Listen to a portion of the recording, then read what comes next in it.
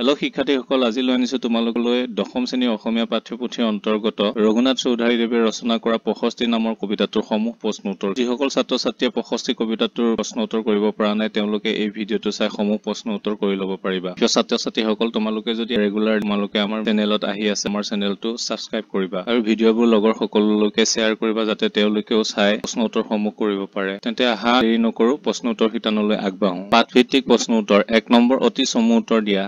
ক, ৰঘুনাথ চৌধাৰীক কি কবি বুলি জনা যায়? উত্তৰ, ৰঘুনাথ চৌধাৰীক বিহগী কবি বুলি জনা যায়। খ, ৰঘুনাথ চৌধুৰীৰ কবিতা পুথি দুখনৰ নাম লিখা। উত্তৰ, ৰঘুনাথ চৌধাৰীৰ কবিতা পুথি দুখনৰ নাম সাদৰী আৰু নৱমল্লিকা। গ, প্ৰকৃতিক কোনে সাদৰী আনিলে বুলি কবিয়ে কৈছে? উত্তৰ, কবিয়ে নতুন কুঁহিপাতবোৰে প্ৰকৃতিক সাদৰী অনা বুলি কৈছে। ঘ, মন্দিৰৰ উপেক্ষিত কি ফুলে প্ৰেম পৰিমল যচা বুলি কবিয়ে কৈছে? উত্তৰ, কবিয়ে মন্দিৰৰ উপেক্ষিত ৰবাব ফুলেও প্ৰেম পৰিমল যচা বুলি কৈছে। ঙ, জল, স্থল আৰু ক'ত দেৱতাৰ মহা অভিযান চলিছে? উত্তৰ, কবিয়ে জল, স্থল আৰু অন্তৰীক্ষ বা মহাকাশত দেৱতাৰ মহা অভিযান চলা বুলি কৈছে। প্ৰথম চ, মহামহিমৰ গান কিহে গায় বুলি কবিয়ে কৈছে? কবিয়ে কৃষক বেনুৱেও মহামহিমৰ স্ৰষ্টাৰ গান গায় বুলি কৈছে। 2 নম্বৰ, কবিতাটোত কবিয়ে প্ৰকৃতিৰ কি কি বস্তু টানি আনিছে লিখা। উত্তৰ, কবিতাটোত কবিয়ে প্ৰকৃতিৰ বিভিন্ন বস্তু টানি আনিছে। সেইবোৰ হ'ল উষা, কিশলয়, চামৰ, কুসুম, ৰবাব, অন্তৰীক্ষ, কৃষক বেনু আৰু বিহংগ। 3 নম্বৰ, কবিতাটোত কবিয়ে কিয় আৰু কাৰ প্ৰশস্তি কৰিছে? উত্তৰ, কবিতাটোত কবিয়ে প্ৰকৃতিৰ সৌন্দৰ্যৰ মাজেৰে সুন্দৰৰ প্ৰশস্তি গাইছে। প্ৰকৃতিৰ সৌন্দৰ্যৰ মাজত কবিয়ে চিৰ সুন্দৰৰ অৰ্থাৎ নেদেখাজনৰ অস্তিত্ব উপলব্ধি কৰিছে। সেয়ে চিৰ সুন্দৰৰ প্ৰশস্তি কৰিছে যাতে সকলোৱে বুজিব পাৰে আৰু পৰম মুক্তিৰ বাট বিচাৰিব পাৰে। মুক্তি কৈত্ৰাক্ত বানানটো টাইপিং মিষ্টেক হৈ আছে, শুদ্ধ কৰি ল'বা। 4 নং প্ৰশ্ন, কবিতাটোত প্ৰকৃতিৰ সুধাৰ মাজত কিদৰে সুন্দৰৰ সাধনা লুকাই আছে বিৱৰি লিখা। উত্তৰ, 65 কবিতাটোত প্ৰকৃতিৰ অপূৰ্ব সুন্দৰ ৰূপ কবিয়ে বৰ্ণনা কৰিছে। পুৱাৰ সূৰুজে দশুদিশ পোহৰাই পৃথিৱীক উদ্ভাসিত কৰি তুলিছে। পৃথিৱী 9 পাতেৰে ফুলেৰে জাতিষ্কাৰ হৈছে। বনৰ চৰাই গছ লতিকাই সুমধুৰ ছন্দেৰে যেন কেৱল সৌন্দৰ্যই সৃষ্টি কৰা নাই, সন্ধান কৰিছে চিৰ সুন্দৰৰ। মাটি, পানী, বায়ু সকলোতে যেন বিয়পিছে কেৱল সুন্দৰৰ আৰাধনা। কৰবাত বাজি উঠিছে কৃষক বাঁহেৰে তৈয়াৰী বাঁহীৰ সুৰ। সি যেন কঢ়িয়াই আনিছে চিৰ সুন্দৰৰ বাৰ্তা। কবিয়ে খোজে প্ৰতি উপলব্ধি কৰিছে সুন্দৰৰ স্থিতি আৰু প্ৰকৃতিৰ অপূৰ্ব সুধাৰ মাজতে সেই সুন্দৰক প্ৰাপ্তিৰ সাধনাৰ পথো যেন বিচাৰি পাইছে। 5 নং, 65 কবিতাটোৰ মূল ভাৱ লিখা। উত্তৰ, প্ৰকৃতিৰ সৌন্দৰ্যৰ বৰ্ণনাৰ মাজেৰে চিৰ সুন্দৰৰ আৰাধনাই কবিতাটোৰ মূল ভাৱ। কবিতাটোত বৰ্ণিত অনুসৰি পুৱাৰ সূৰুজে পৃথিৱীৰ দশুদিশ পোহৰাই তোলাৰ লগে লগে 9 কুঁহিপাতেৰে যেন প্ৰকৃতিৰ ৰূপ চৰিছে। প্ৰকৃতিৰ গছলতা ফুল ফলে জাতিষ্কাৰ হৈ চৌদিশে বিয়পাইছে আনন্দৰ গান। বনৰ চৰাই সললিত কণ্ঠই সমস্ত প্ৰকৃতিত গুঞ্জন তুলিছে, য'ত কবিয়ে অনুভৱ কৰিছে চিৰ সুন্দৰৰ উপস্থিতি। মাটি, পানী, বায়ু সকলোতে যেন বিয়পি আছে চিৰ সুন্দৰৰ স্থিতি। সকলোৱে যেন বিচাৰি ফুৰিছে সেই পৰম সত্ৰাক। এনে সময়ত অমৃত সন্তান সম্বোধনেৰে মানুহক কবিয়ে মুক্তিৰ বাট বিচাৰিবলৈ কৈছে।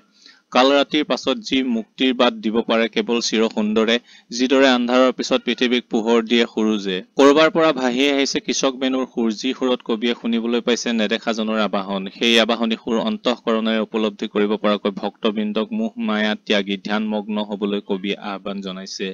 কবি চৌধাৰী প্ৰকৃতিপ্ৰেমী ব্যক্তি। তেওঁ চকুত প্ৰকৃতিৰ স্বাভাৱিক সৌন্দৰ্যও অন্য ৰূপত ধৰা দিয়ে। 65 কবিতাটোত সেই কথাই স্পষ্ট হৈ পৰিছে। সাধাৰণজনে দেখা প্ৰকৃতিৰ ৰূপ সুধাৰ মাজত কবিয়ে অসাধাৰণ ৰূপ প্ৰত্যক্ষ কৰিছে। এক ৰহস্যৰ সন্ধানে কবিক আচ্ছন্ন কৰিছে আৰু ই কবিতাটোকো আধ্যাত্মিক ভাৱ সম্পন্ন কৰি তুলিছে। 6 নং প্ৰশ্ন, উঠা হে ঋত্বিক ধ্যানী অমৃতৰ পুত্ৰ উঠা যত মুক্তি পদযাত্ৰী। কবিয়ে কিয় এনেদৰে আহ্বান জনাইছে বুজাই লিখা। উত্তৰ, মানৱ জীৱন দুদিনীয়া। এই ক্ষণস্থায়ী জীৱনত মানুহে নানা জীয়াতু ভোগে, যন্ত্ৰণাত জৰ্জৰ হয়। এনে সময়ক কবিয়ে আন্ধাৰৰ লগত তুলনা কৰিছে। আন্ধাৰে যেনেকৈ অৱসাদ কঢ়িয়াই বেয়া সময়ো মানুহক ভাগৰুৱা কৰি তোলে। পৃথিৱীত আন্ধাৰ নাশ কৰিবলৈ নিৰ্দিষ্ট সময়ৰ মূৰত সূৰুজৰ আগমন ঘটে। মানৱ জীৱনৰ আন্ধাৰ নাশ হয় চিৰমুক্তিৰ লগে লগে। মানুহে বহু সময়ত মায়ামোহত বন্দী হৈ পাহৰি থাকে যে চিৰমুক্তি অৱশ্যম্ভাৱী। কবিতাটোত প্ৰকৃতিৰ সুন্দৰ ৰূপৰ মাজত কবিয়ে অনুভৱ কৰিছে যেন প্ৰকৃতি জগতৰ সকলোৰে ধ্যান সূৰুজৰ প্ৰতি অৰ্থাৎ আন্ধাৰ বিনাশী শক্তিৰ প্ৰতি। সকলোৱে যেন সেই শক্তিক ধ্যান কৰিছে। মানৱক চিৰমুক্তি দিব পাৰে কেৱল সৃজনকৰ্তাই। প্ৰকৃতি জগতৰ দৰে সেই মানুহকো চিৰমুক্তিৰ বাবে সৃজনকৰ্তাৰ ধ্যান কৰিবলৈ কবিয়ে আহ্বান জনাইছে। বায়ু, পানী, মাটি সকলো যেন সেই চিৰসুন্দৰৰ ধ্যানতেই নিমগ্ন জীৱনৰ অনিন্যতা। যন্ত্ৰণাৰ পৰা চিৰমুক্তিৰ বাটেৰে খোজ কঢ়া মানুহক অমৃতৰ পুত্ৰ সম্বোধনেৰে কবিয়ে পৰম শক্তিৰ আবাহন কৰিবলৈ প্ৰশ্নোত্থিত কথাশাৰীৰ দ্বাৰা সোঁৱৰাই দিছে। ইয়াত তোমালোকৰ কৈত্যাক্ত বানানটো টাইপিং মিষ্টেক হৈ তৈত্যাক্ত হৈ আছে, এইটো কৈত্যাক্ত কৰি লিখিবা। 7 নম্বৰ ব্যাখ্যা কৰা। ক উঠে তৰু শিৰে শিৰে বনবিহংগ ছন্দ ভৰা সুমধুৰ তান জল স্থল অন্তৰীক্ষ সকলোতে যেন দেৱতাৰ মহা অভিযান। উত্তৰ ব্যাখ্যা কবিতা ফাঁকি আমাৰ অসমীয়া পাঠ্যপুথি অসমীয়া সাহিত্য চয়নিকাৰ অন্তৰ্ভুক্ত ৰঘুনাথ চৌধুৰীৰ 65 শীৰ্ষক কবিতাটোৰ পৰা উদ্ধৃত কৰা হৈছে। প্ৰকৃতিৰ বিভিন্ন উপাদানৰ মাজত দেৱত্ব বিচাৰি চিৰসুন্দৰৰ সন্ধান চলা কথা স্পষ্ট কৰিবলৈ কবিয়ে ব্যাখ্যা কবিতা ফাঁকিৰ অৱতাৰণা কৰিছে। সূৰ্যোদয়ৰ লগে লগে প্ৰকৃতি জগত আলোকিত হৈ উঠিছে আৰু পৃথিৱীয়ে যেন ন ন ৰূপ পাইছে। গছৰ ডালত বহি বনৰ চৰাই সুললিত কণ্ঠৰে গীত জুৰিছে। এনেখনত চৌদিশে যেন কবিয়ে অন্য এক সুৰহে শুনিবলৈ পাইছে। কবিৰ এনে লাগিছে যেন মাটিয়ে পানীয়ে আকাশে বতাহে ধ্বনিত হৈছে চিৰসুন্দৰৰ আবাহনী গীত। জগতৰ প্ৰতিটো উপাদানে যেন সুন্দৰৰ আৰাধনাৰ মাজেৰে দেৱত্বৰ সন্ধান কৰিছে। ৰাতিৰ আন্ধাৰ ভেদ কৰি নামি অহা আলোকে সৃষ্টি কৰিছে এনে পৰিৱেশ, য'ত মুক্তিপথৰ যাত্ৰী মানুহে বিচাৰি পাব পাৰে চিৰসুন্দৰৰ সম্ভেদ। ব্যাখ্যা কবিতা ফাঁকিত স্পষ্ট হৈছে যে কবিয়ে অন্ততঃ সেই সম্ভেদ গভীৰৰ পৰা পাইছে। খ কৰি দীৰ্ণ জৰাজীৰ্ণ পুঞ্জীভূত ক্লেদ শেষ হল মহাকাল ৰাত্ৰি উঠাহে ঋত্বিক ধ্যানী অমৃতৰ পুত্ৰ উঠা যত মুক্তিপথ যাত্ৰী। ব্যাখ্যা কবিতা ফাঁকি আমাৰ অসমীয়া পাঠ্যপুথি অসমীয়া সাহিত্য চয়নিকাৰ সন্নিৱিষ্ট ৰঘুনাথ চৌধুৰী ৰচিত 65 শীৰ্ষক কবিতাটোৰ পৰা উদ্ধৃত কৰা হৈছে। মানুহক কাল ৰাত্ৰিৰ শেষত চিৰমুক্তিৰ বাট সন্ধান কৰিবলৈ ব্যাখ্যা কবিতা ফাঁকিৰে কবিয়ে আহ্বান জনাইছে। সকলো আৱৰ্জনা প্ৰদূষিত উপাদান আঁতৰাই সৰুজে পৃথিৱীয়ে আৰু প্ৰকৃতি জগত আলোকিত কৰি তোলে নিশাৰ আন্ধাৰ ভেদি সেই আলোকতে সকলো নিমগ্ন হৈ নিজ নিজ লক্ষ্যৰ সমাপ্তিত।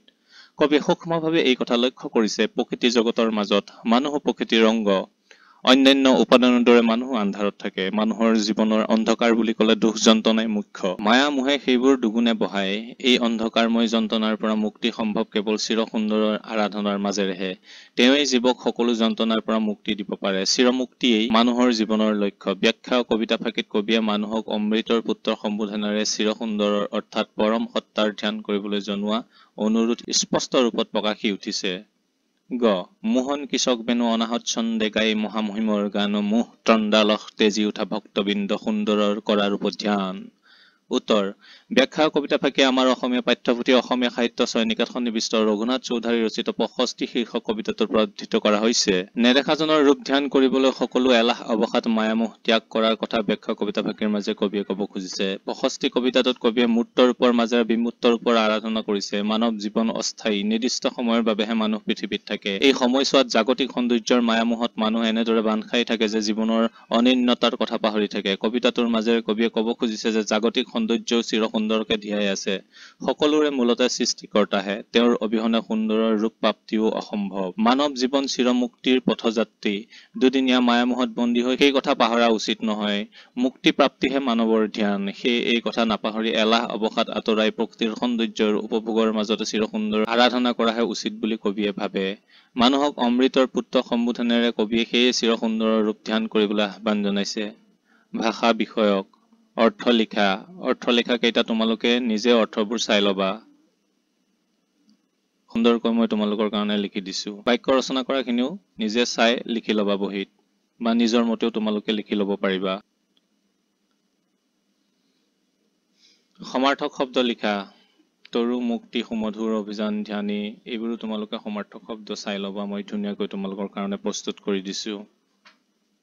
অতিৰিক্ত প্ৰশ্ন উত্তৰ। অতি চমু প্ৰশ্ন উত্তৰ। ক কবিয়ে কিহে পৃথিৱীৰ দশোদিশ উদ্ভাসিত কৰা বুলি কৈছে? উত্তৰ উষা অৰ্থাৎ পুৱাৰ সূৰুজৰ কুমকুম ৰাগে দশোদিশ উদ্ভাসিত কৰা বুলি কৈছে। খ কবিয়ে কোনে ছন্দভৰা সুমধুৰ তানজোৰা বুলি কৈছে? উত্তৰ কবিয়ে বনৰ চৰায়ে ছন্দভৰা সুমধুৰ তানজোৰা বুলি কৈছে। গ কবিয়ে ভক্তবৃন্দক মোহ তন্দ্ৰালহ ত্যাগ কৰি কিহৰ ৰূপ ধ্যান কৰিবলৈ কৈছে? উত্তৰ কবিয়ে ভক্তবৃন্দক মোহ তন্দ্ৰালহ ত্যাগ কৰি সুন্দৰ ৰূপ ধ্যান কৰিবলৈ কৈছে।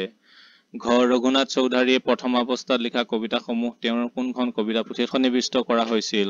উত্তৰ ৰঘুনাথ চৌধুৰীয়ে প্ৰথম অৱস্থাত লিখা কবিতাসমূহ তেওঁৰ সাদৰী পুথিত সন্নিৱিষ্ট কৰা হৈছিল। ঙ ৰঘুনাথ চৌধুৰীয়ে অসম সাহিত্য সভাৰ কোনখন অধিৱেশনত সভাপতিত্ব কৰিছিল? ৰঘুনাথ চৌধুৰীয়ে অসম সাহিত্য সভাৰ তেজপুৰ অধিৱেশনত সভাপতিত্ব কৰিছিল। ২ প্ৰশস্তিৰ অৰ্থ কি? কবিয়ে কবিতাটোত কিহৰ প্ৰশস্তি গাইছে? উত্তৰ প্ৰশস্তিৰ অৰ্থ আৰাধনা বা গুণানুকীৰ্তন কৰা। কবিয়ে কবিতাটোত প্ৰকৃতিৰ সুন্দৰতাৰ প্ৰশস্তি গাইছে।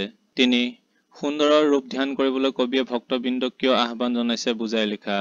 উত্তৰ প্ৰশস্তি কবিতাটোত কবিয়ে মূৰ্ত ৰূপৰ মাজেৰে বিমূৰ্ত ৰূপৰ আৰাধনা কৰিছে। মানৱ জীৱন অস্থায়ী, নিৰ্দিষ্ট সময়ৰ বাবেহে মানুহ পৃথিৱীত থাকে। এই সময়ছোৱাত জাগতিক সৌন্দৰ্যৰ মায়ামোহত মানুহ এনেদৰে বান্ধ খাই থাকে যে জীৱনৰ অনিন্নতাৰ কথা পাহৰি থাকে। কবিতাটোৰ মাজেৰে কবিয়ে ক'ব খুজিছে যে জাগতিক সৌন্দৰ্যও চিৰ সুন্দৰকে ধিয়াই আছে। সকলোৰে মূলতে সৃষ্টিকৰ্তাহে, তেওঁৰ অবিহনে সুন্দৰৰ ৰূপ প্ৰাপ্তিও অসম্ভৱ। মানৱ জীৱন চিৰ মুক্তিৰ পথযাত্ৰী। দুদিনীয়া মায়ামোহত বন্দী হৈ সেই কথা পাহৰা উচিত নহয়। মুক্তি প্ৰাপ্তিহে মানৱৰ ধ্যান।